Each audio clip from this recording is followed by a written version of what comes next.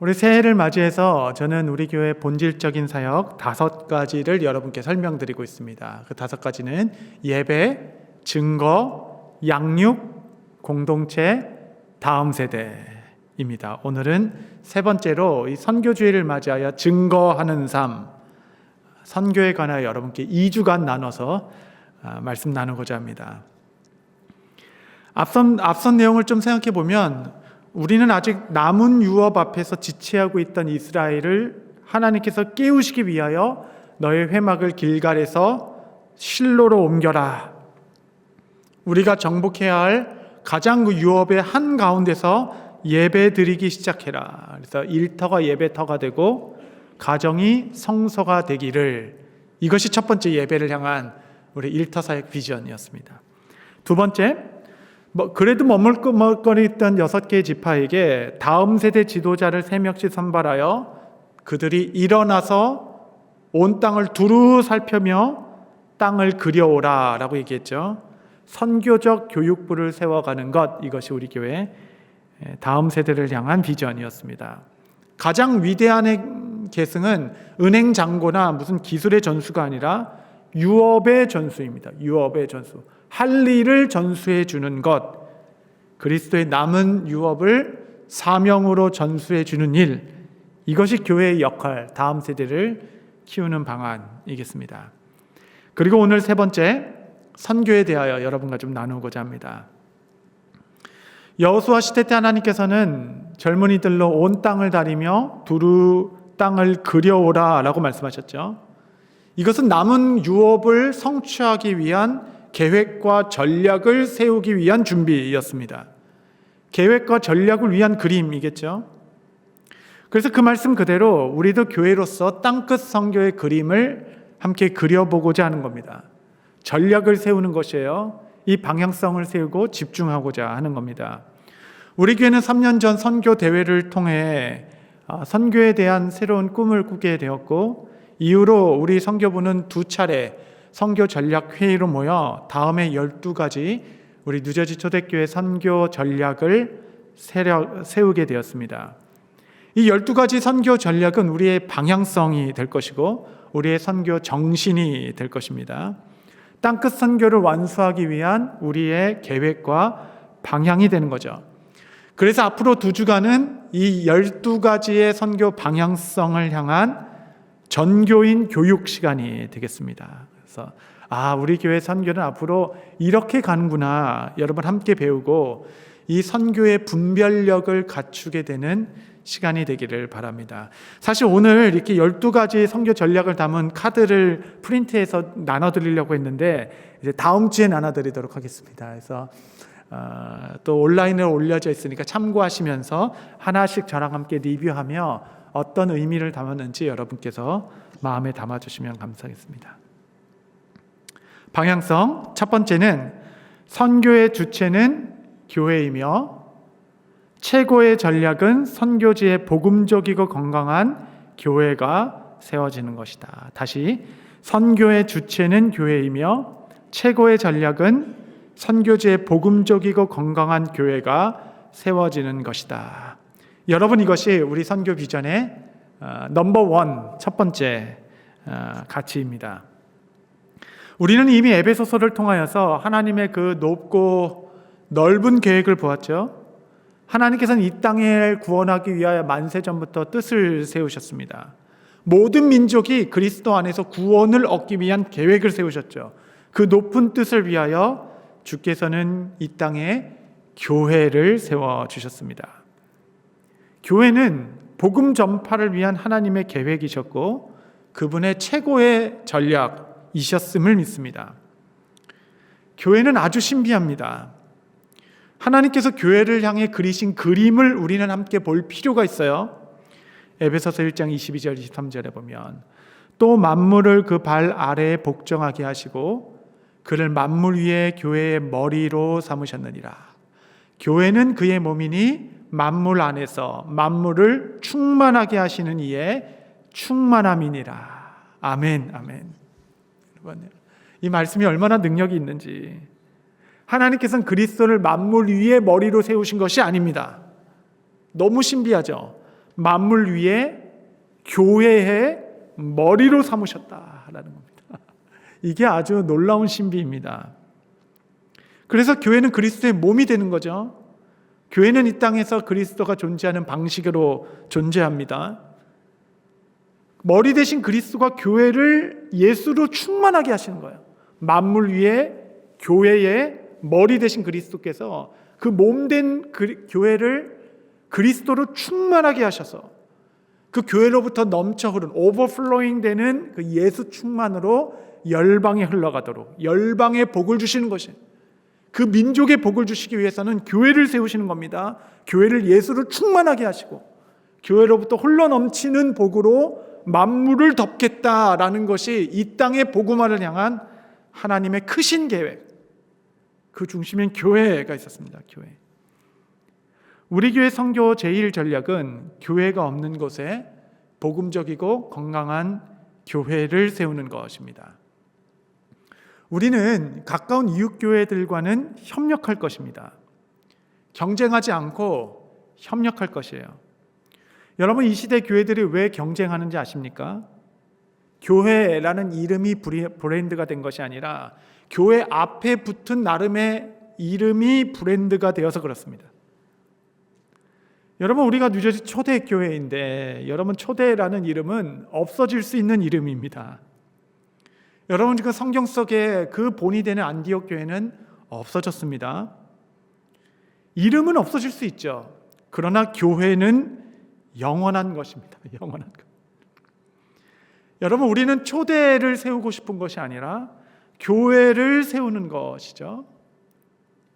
그래서 가까운 복음적인 교회와는 경쟁하지 않고 협력하는 것입니다. 한 교회이기 때문에.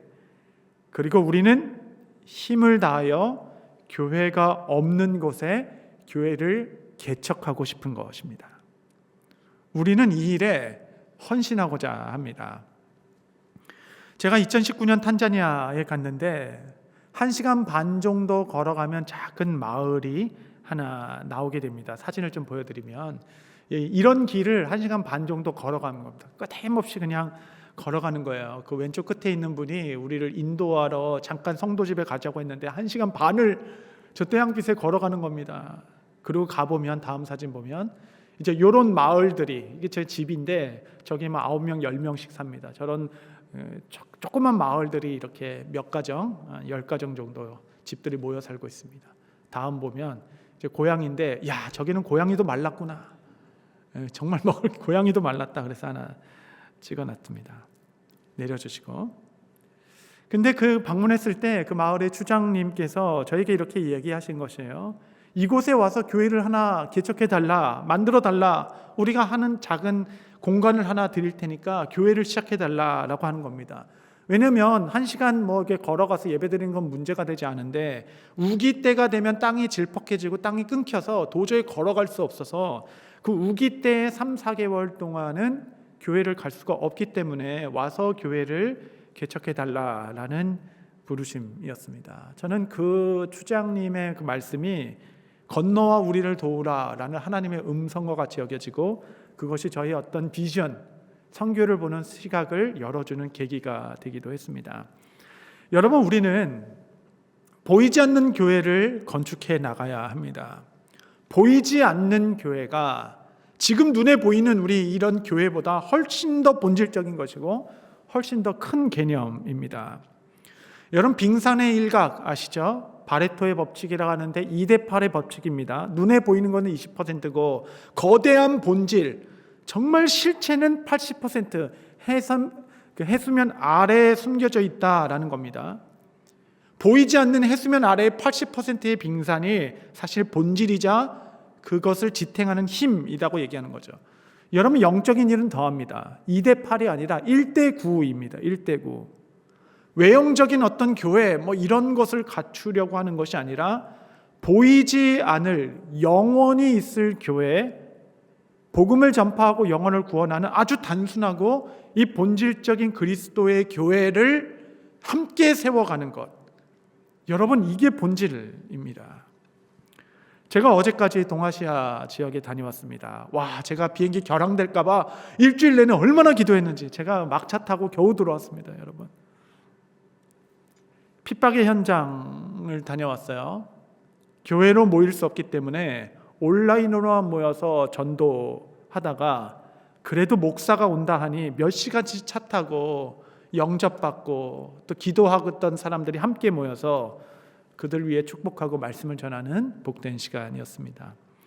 10명밖에 모이지 않은 한 소도시의 작은 공동체가 여러분 1년에 54명에게 전도를 했고 그들을 그리스도로 영접하게 하여 복음을 전했다라고 합니다. 10명이 모이는 곳에 54명에게 복음을 전파한 교회이죠. 우리 교회를 좀 봤습니다. 작년에 우리가 전도하여 세례까지 준 성도들이 40명이 채 안 됩니다. 여러분은 보이는 가시적인 현상 말고 정말 보이지 않는 하나님의 나라가 힘있게 세워지는 곳은 어디인가? 10명의 성도들이 목사도 없이 건물도 없이 54명에게 복음을 전하고 예수님을 전한 것이 바로 핍박의 현장인 것입니다. 여러분, 중국에 핍박이 쏟아지니 복음이 순결해지기 시작했습니다. 그곳에서 예수 믿는 사람은 누구도 부귀와 또 안위와 자기 안전을 위해 예수님 믿겠다는 사람은 한 사람도 없습니다. 그런 사람은 오히려 교회를 떠났죠. 오직 예수 그 구원에 감동하고 감격하는 자들만 교회로 모여 지금 중국의 교회들은 복음이 순결해지는 시간을 지나고 있습니다.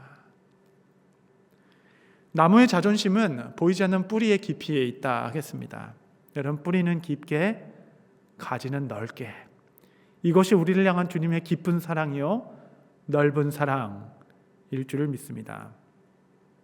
하나님의 전략 그대로 교회가 없는 곳에 끊임없이 교회를 개척하여 교회에 충만한 예수 그리스도가 열방으로 흘러갈 수 있도록 그 유업의 땅 한 중심에서 예배가 설 수 있도록 우리는 선교를 향하여 이 뜻을 세우게 되었습니다. 이 동아시아 지역의 선교 보고는 이제 다음 주에 4부 예배 뉴비전 월십 때 성도님들께 좀 소개하고 좀 기탄 없이 기도하는 시간 갖고자 합니다. 여러분 참여해 주시고 하나님께서 정말 이런 일을 이루고 계시구나. 여러분 저희 선교 보고를 여러분 받으시고 함께 기도하실 수 있는 시간 되시면 좋겠습니다. 두 번째는 선교는 협력을 통해 이루어가며 우리는 필드 구조를 갖춘 선교 단체와 협력한다. 이게 무슨 말인가 하나하나 여러분께 좀 설명드리고자 합니다. 여러분, 선교에 있어서 가장 효과적인 방법은 연합입니다. 연합. 함께 협력하여 하나님의 나라를 이루는 것, 특별히 교회와 선교단체의 협력입니다. 선교단체와 교회가 함께 하나님 나라를 꿈꾸는 것. 우리는 이 선교 모델을 사도행전의 안디옥 교회로부터 배웁니다. 안디옥 교회는 당시에 가장 뛰어나고 가장 필요했을 바울과 바나바를 최초의 선교사로 안수하여 세우고 그들을 파송했습니다. 그들을 파송할 때 교회는 금식하여 기도하여 성령의 인도하심에 따라 그들을 파송했다라고 나옵니다. 여러분, 기도하지 않고 회의에서 결정했다면 그 교회가 바울과 바나바를 세워 보낼 수 있었겠습니까? 기도하며 가장 기둥과 같은 두 사람을 파송하는 것, 그것이 안디옥 교회 선교의 시작이었죠. 이제 오늘부터 한 달간 우리 교회는 2기 장기 선교사 지원을 받고 있습니다. 받게 될 것입니다. 이제 광고가 좀 몇 차례 나갈 텐데 여러분 혹시 내가 나가야 되나 막 이렇게 너무 고민하지 마십시오. 왜냐하면 여러분들이 지원했다고 해서 다 보내드릴 수 있는 게 아닙니다. 사실 선교사로 세워서 파송받는 일은 나의 결정에 달려있는 것이 아니라 하나님의 부르심에 달려있는 것이죠. 이때 선교로 참여할 수 있다라는 것은 우리 인생에 주신 가장 큰 영광입니다. 하나님의 부르심이죠. 장기 선교사로 파송받기 위해서는 4가지 정도의 확인이 필요합니다. 4가지 정도의 확인. 첫 번째는 개인의 내적 부르심이에요. 내적 부르심. 하나님께서 나를 선교사로 부르셨는가? 이 부르심이 확고히 서 있어야 합니다. 이것이 첫 번째 검증이죠. 예전에는 이 1번만 있으면 다 나갔습니다. 다 주께서 나를 부르셨다. 난 누가 말려도 갈 거야 하고 이렇게 예전에는 많이 이렇게 1번만 확인되면 다 나가셨어요. 그런데 이제 우리 교회는 조금 더 준비된 분을 파송하고자 합니다. 두 번째 확인은 필드에서의 환영이 있어야 됩니다. 필드에서의 환영. 나를 받아줄 선교지에서 이분을 우리가 환영합니다 라는 필드에서의 웰컴이 있어야 우리는 그분을 그 필드로 파송하게 될 것입니다. 세 번째는 재정적, 건강적 확인, Financial Medical Clearance가 있으셔야 돼요. 필요한 재정을 이 땅에 이곳에서 다 채울 수 있는가? 그것은 파송의 아주 중요한 기준이 됩니다. 어떤 분은 저는 페이스 미션 할 겁니다. 나는 믿음으로 나갈 것이에요. 현장에 가면 하나님께서 까마귀로 나를 다 채워주실 것입니다 라고 얘기하는데 우리의 질문은 그때 채워주실 수 있는 분이 왜 이곳에서는 못 채워주십니까? 라는 것이죠. 재정적이고 건강의 클리어런스가 있어야 우리는 선교사를 파송하게 될 것입니다. 네 번째는 교회의 파송이죠. 이 모든 것을 종합하여 확인하고 축복하여 교회의 파송으로 말미암아 선교사로 헌신하게 될 것입니다. 우리는 열정 있는 많은 수의 선교사가 아니라 협력과 순종의 아름다움을 아는 한 명의 선교사가 그 민족을 변화시킬 수 있다라고 믿습니다. 그래서 우리 교회는 장기 선교사 파송을 위한 7가지 과정을 세웠는데 이 과정은 나의 부르심을 확인하는 시간입니다. 이 과정을 밟는 동안 이 4가지의 체크 포인트에 하나하나 여러분은 확인을 걷게 될 것입니다. 여러분 안디옥 선교 모델을 이제 선교학적으로는 모달리티와 소달리티 이렇게 부릅니다. 라틴어인데 모달리티와 소달리티 왜 이렇게 어려운 말을 쓰는지 저는 아직도 모르겠습니다. 어쨌든 모달리티는 본부가 되는 교회를 모달리티라고 부르는 거예요. 소달리티라는 것은 순회하며 복음 전파하는 선교단체, 순회 전도자들을 소달리티라고 구분한 겁니다. 그러니까 성경에 적용하면 안디옥 교회는 모달리티라고 할 수 있고 바울과 바나바는 소달리티라고 할 수 있죠. 그래서 복음 들고 이렇게 쏘다닌다 그래서 소달리티 막 이렇게 외우라고 배우기도 해요. 우리에게 적용해 보면 우리 뉴제지 초대교회 지역교회는 모달리티가 되는 것이고 현장을 베이스로 역동성과 전문성을 가지고 현장에서 복음을 전하는 선교단체는 소달리티라고 할 수 있겠습니다.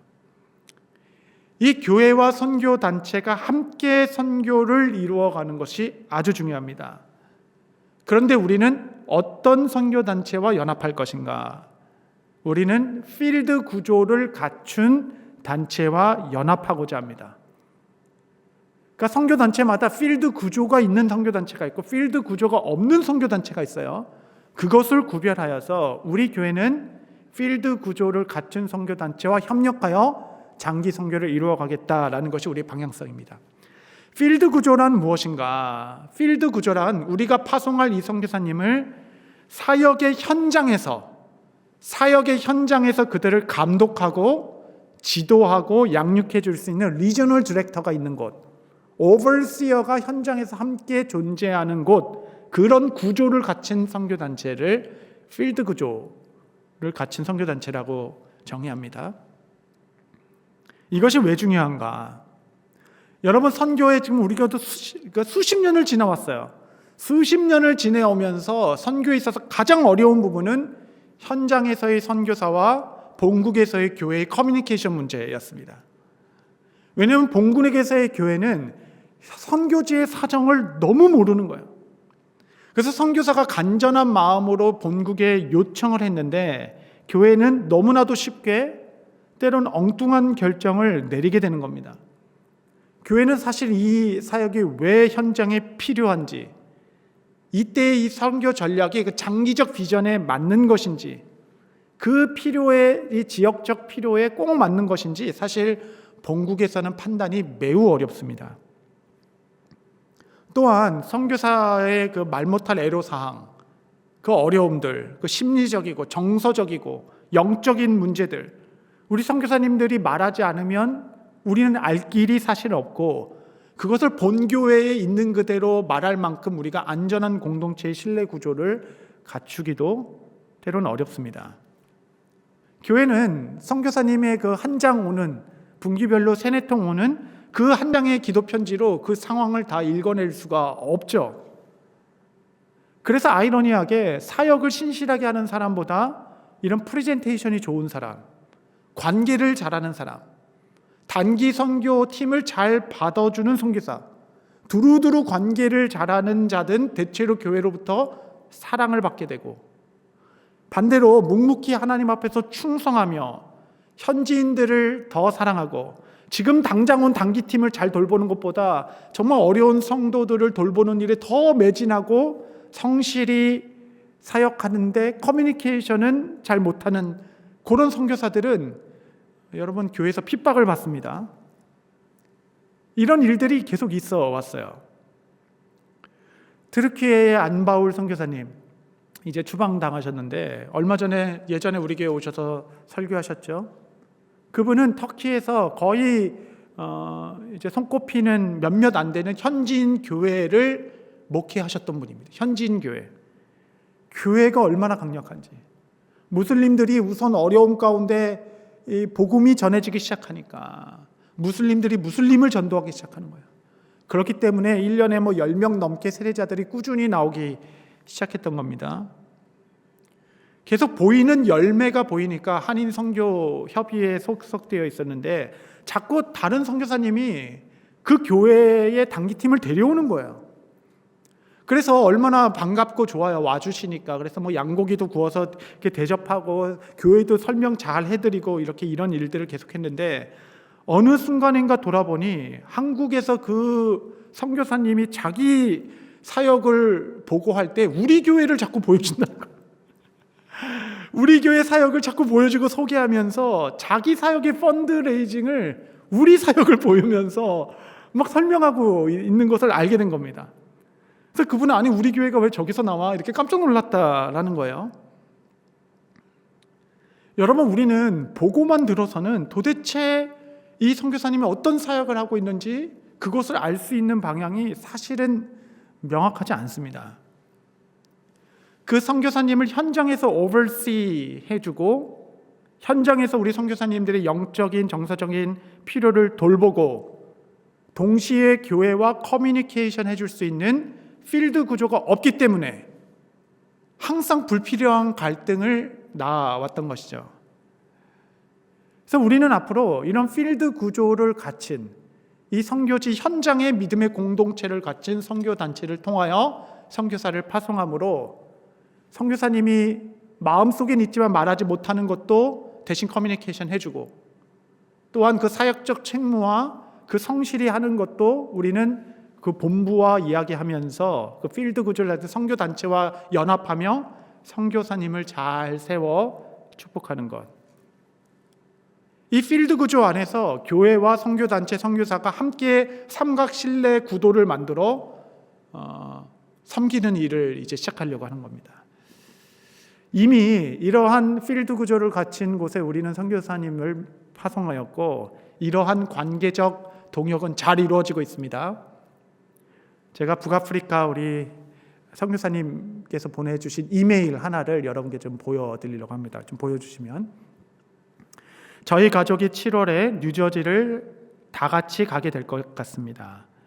모자이크에서 선교주일 설교 부탁이 왔습니다. 금년에 안 오면 내년에는 꼭 와줬으면 하는 것 같아서 단체와 상의하였고 이게 중요합니다.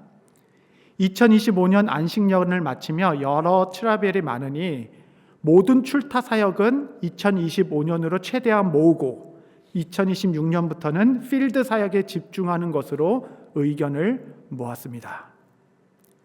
다음 보시면 저희 안식년은 4월에 공식적으로 마칩니다.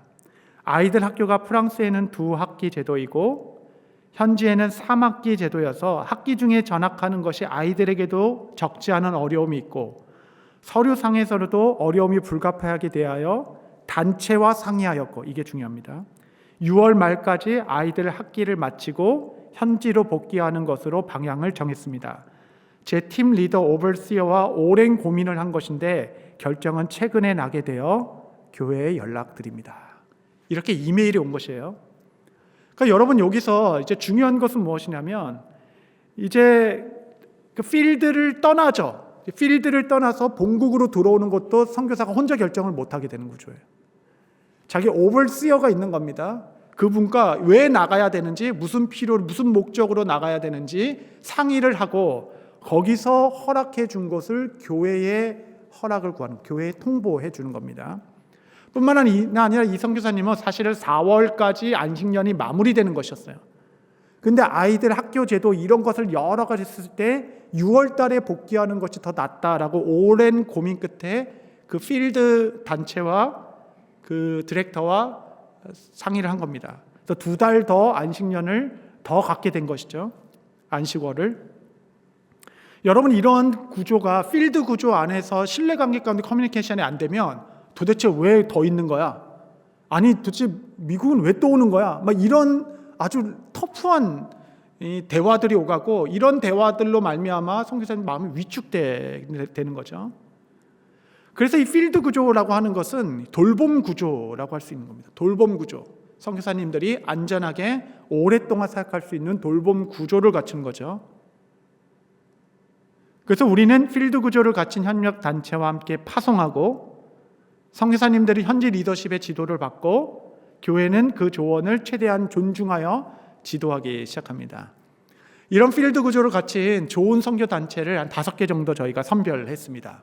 이 단체들은 길게는 100년, 적어도 50년 넘게 그 지역에서 일관되게 전략을 가지고 전문성 있게 선교를 했던 단체들이게 됩니다. 이전까지 우리가 파송했던 분들은 사실 이런 도움을 드리지 못해서 교회와의 커뮤니케이션이 얼마나 힘들었는지 모릅니다. 앞으로 파송받으신 분들은 이러한 견고한 구조 안에서 돌봄과 사역을 지속하게 되기를 바라는 것입니다.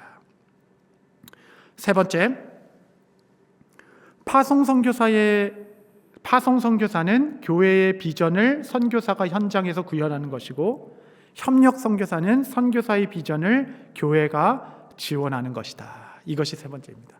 파송 선교사가 뭐야? 협력 선교사는 뭐야? 이 두 가지의 구분을 갖는 것이에요. 우리 교회는 현재 8유닛의 파송 선교사가 있고 26유닛의 협력 선교사가 있습니다. 누구는 파송이고 누구는 협력인가? 도대체 뭐가 다른 것인가?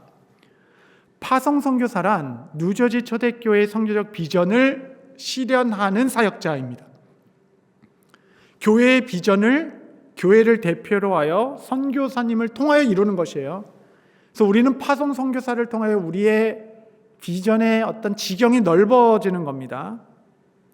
그래서 파송 선교사님께서 만약에 전도를 해서 세례를 주려고 하면 반드시 우리 교회 당회에 보고를 해야 합니다.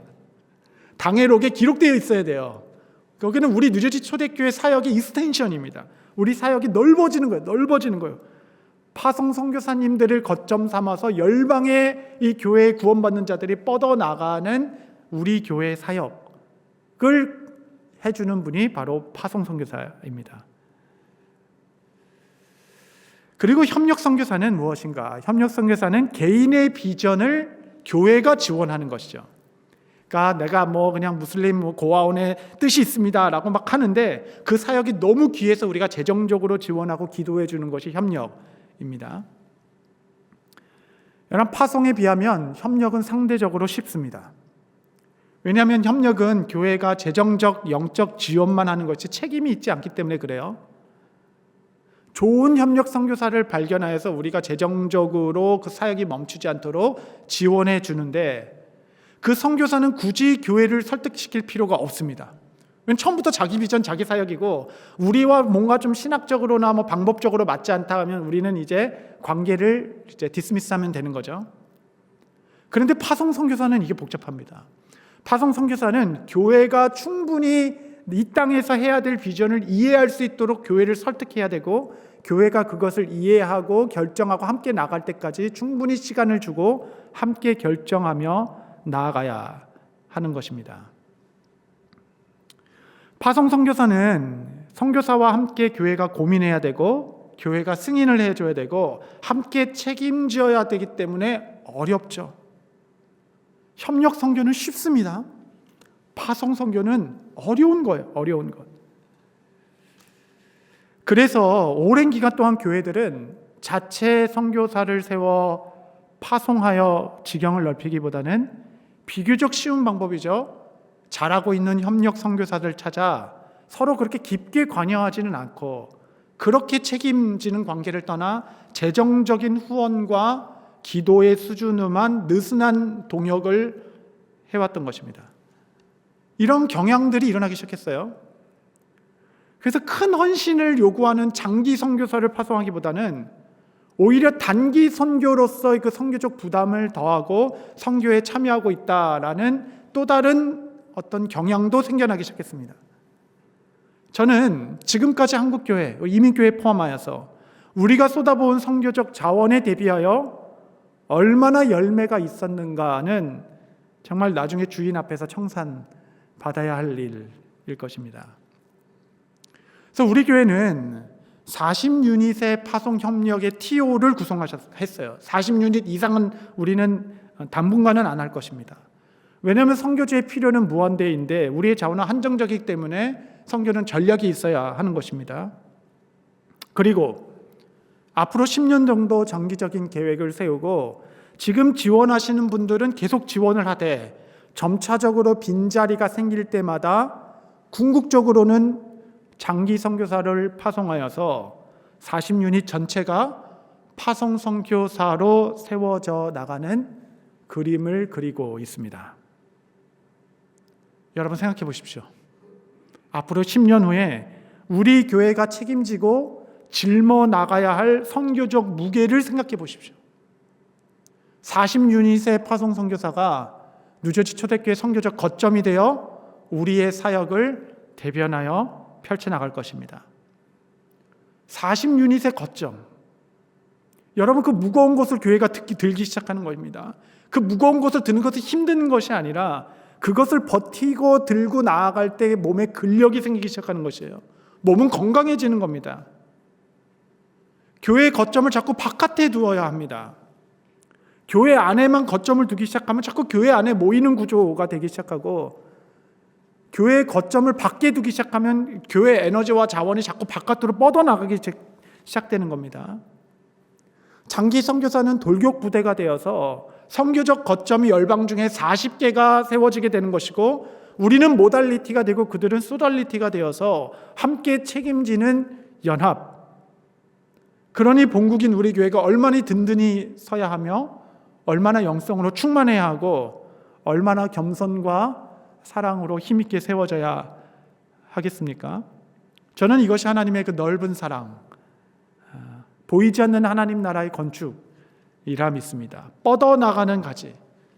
저는 이것이 여러분들의 귀한 헌금을 가장 아름답게 사용할 수 있는 길이라 믿습니다. 온라인 예배를 하니까 좋네요. 이제 주차 걱정이 없어서 설교를 조금만 더 10분만 더 하겠습니다. 여러분 조금만 더 하셔도 괜찮아요. 주차 문제 없죠 오늘은? 네 번째, 파송 및 협력 선교사는 사역적, 재정적, 언어적 책무가 있으며 정기적인 사역 보고의 의무를 이행한다. 이 네 번째는 파송 선교사님께 우리가 요구하는 책무입니다. 세 가지를 말하는 것이에요. 사역적 책무, 재정적 책무, 언어적 책무입니다. 특별히 사역적, 재정적 책무는 잘하고 계시니까 언어적 책무를 좀 강력하게 요구하려고 합니다. 이때까지의 파송은 언어적 책무에 대하여 그렇게 강조하지는 않았습니다. 그러나 지난번 우리 안석 선교사님 파송 이래로 우리의 파송받은 선교사님의 제1의 책무는 현지 언어를 습득하는 것일 것입니다. 그래서 2년간 그 언어 레벨 테스트의 레벨 3에 이르기까지, 레벨 3라는 것은 대화에 자유롭고 현지어로 복음을 전할 수 있는 수준이 되는 것입니다. 그 수준에 이르기까지 파송 후 2년 동안에는 언어에만 매진하겠다라는 약속이 파송의 조건 중에 하나입니다. 혹시 너무 늦은 나이에 파송을 받아 내 인생의 선교지로서의 사역할 수 있는 기간이 3년밖에 남지 않았다 하더라도 2년 동안은 언어를 배우고 나머지 1년 현지어로 사역하는 것이 하나님 나라에 더 유익할 것이다 라는 믿음입니다. 교회는 2년 동안 파송 선교사의 언어 연수에 재정 지원을 할 것이고 2년 동안 어떤 사역적 기대를 하지 않고 언어에 충실할 수 있도록 우리는 기다려 줄 것입니다. 왜냐하면 이게 단지 언어의 문제가 아니에요. 언어 안에는 민족의 정신이 담겨 있는 겁니다. 문화가 녹여져 있는 것이죠. 선교사가 언어를 배운다는 것은 선교사의 겸손함일 것입니다. 선교사의 태도일 것이에요. 허디슨 테일러가 19세기에 모든 선교사에게 패러다임을 바꿨죠. 그것은 바로 내지 선교의 시작입니다. 인랜드 미션.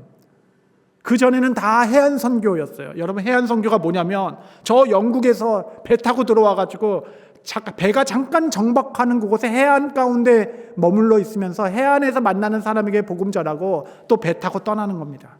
이게 해안 선교였어요. 이때까지. 19세기가 들어가실 때 허드슨 테일러가 해안 선교가 아니다, 내지 선교다, 차이나 인랜드 미션을 만들기 시작했어요. 우리가 해안에 머물지 말고 그 중국인들 그 문화 속으로 들어갑시다. 내지로 들어갑시다. 그들의 삶 속으로 들어갑시다. 서양인처럼 복음 전하지 말고 중국인이 되어서 그들의 옷을 입고 그들의 언어로 그들의 문화로 이 복음을 전합시다 라는 선교의 성육신의 시작.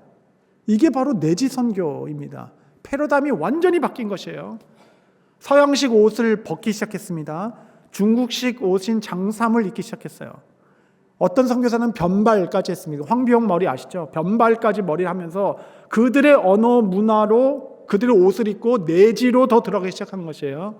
사진을 보여드리면 이분이 바로 허드슨 테일러입니다. 영국 선교사님이신데 이렇게 했을 때 영국에 적지 않는 정말 저항이 있었습니다. 다음 사진 보여주시면 인랜드 미션 선교사님들이 모여서 함께 사진 찍은 가운데 있는 분이 허드슨 선교사님이시고 함께 모인 선교사들은 다 중국식 옷을 입고 변발을 하며 중국 속으로 들어가겠다. 내가 그들 문화 속으로 들어가겠다. 내려주시고 여러분, 이것이 150년 전 이야기입니다. 문화 속으로 그들의 언어를 배워 그들 속으로 들어가라. 이 내지 선교 때문에 얼마나 많은 선교사들이 순교했는지 모릅니다. 해안에 있을 때는 그냥 자기네들이 구별되어 살아가기 때문에 사실 질병이 많이 걸리지 않았어요. 내지 속으로 들어가면 들어갈수록 현지 풍토병에 무기력했던 선교사들은 순교의 피를 뿌리면서도 내지로 더 내지로 그들의 문화 속으로 그들 삶 속으로 파고들어 들어가기 시작했습니다. 여러분, 결국 바울의 선교 전략은 심플했습니다. 세 가지였어요. 하나는 go under, 밑으로 들어가라. 위로 자정하지 말고 아래로 들어가십시오. 두 번째는 go inside, 속으로 들어가십시오. 권리 포기로만 들어갈 수 있습니다. go inside. 세 번째는 go alongside, 그들과 함께 서십시오. 이 단순한 설교 전략을 가지고 그들을 밑으로 들어가서 섬기며 그들의 안으로 들어가고 그들과 함께 서서 선교했습니다. 여러분, 이제 앞으로 언어적 책무가 아주 중요하게 될 것이에요. 우리는 그렇게 준비된 선교사를 파송하고 그 일들을 하게 될 것입니다. 이전까지 파송받으신 분들을 교회가 잘 지원하지 못했고 또 알아서 잘하겠지 그냥 놔뒀습니다. 정말 잘 도와드리지 못해서 너무 죄송할 따름입니다. 이제 앞으로는 그 책무를 신실하게 감당하도록. 마지막 다섯 번째, 교회는 파송 선교사들의 영적, 재정적, 정서적, 사역적, 교육 및 훈련 및 책무 및 귀국 재정을 위한 지원을 이행한다. 선교사의 책무는 세 가지였고 본국 우리 교회의 책무는 6가지입니다. 영적으로, 재정적으로, 정서적으로 우울이나 어려움이 없도록, 사역적으로 또 교육과 훈련을 계속 받아서 자기가 발전할 수 있도록 귀국 재정에 이르기까지. 교회가 모든 것을 책임질 수는 없겠지만 우리 교회의 사역을, 우리 교회를 대표하여 선교사로 나갔던 분들의 든든한 울타리가 되고 그늘이 되어줄 수 있는 교회가 되어지길. 그래 우리 모두가 본국에 있던 현지에 있던 한 몸이 되어 아름다운 선교 공동체를 이루어갈 수 있기를. 노르드에 보이는 초대교회보다 보이지 않는 교회의 성전이 훨씬 더 크고 웅장하며 아름다운 열방의 복이 되는 교회로 설 수 있도록 주여 이 주의 몸된 교회에 복의 복을 더하옵소서. 이 선교적 꿈으로 함께 기도하는 저 여러분 되시기를 바랍니다.